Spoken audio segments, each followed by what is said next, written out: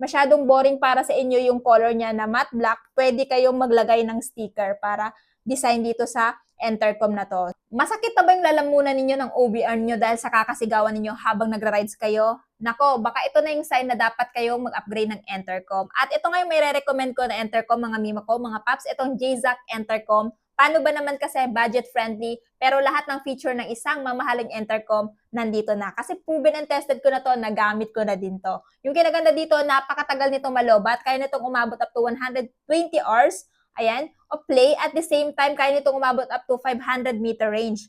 So kung halimbawa, meron kayong, ayan, kasama sa rides, so kahit malayo siya, talagang sagap na sagap nito yung connection ng isa pang intercom na gaya nito. At the same time, this one is dustproof at napaka-importante, waterproof. Kaya naman kahit umuulan at nakasalpak po sa helmet niyo, hindi po masisira tong intercom na to. At syempre, pag bibilhin niyo po ito yung box niya.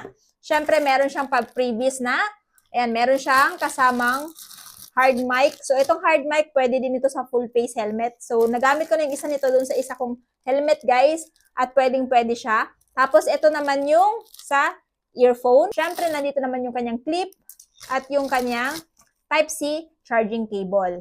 Tapos, nandito naman yung kanyang mga Velcro strips. Ayan. So, kailangan nyo to kapag halimbawa, ididikit nyo na sa mismong helmet ninyo. So, ganito yung itsura niyan, mga paps.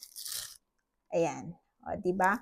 At syempre, yung kinaganda dito, kung halimbawa, masyadong boring para sa inyo yung color niya na matte black, pwede kayong maglagay ng sticker para design dito sa intercom na to. So, which is yung ibang intercom walang ganito. O, di ba? Meron pa siya pa freebies na sticker. Kaya naman, mga paps, ayan, kung naghahanap kayo ng budget-friendly at legit na matagal malobat na intercom, at the same time waterproof, ito talaga yung may re-recommend ko. Siyempre, kung interested kayo at gustong itry to, idadrop ko na lamang po yung link ng intercom na to dyan sa baba.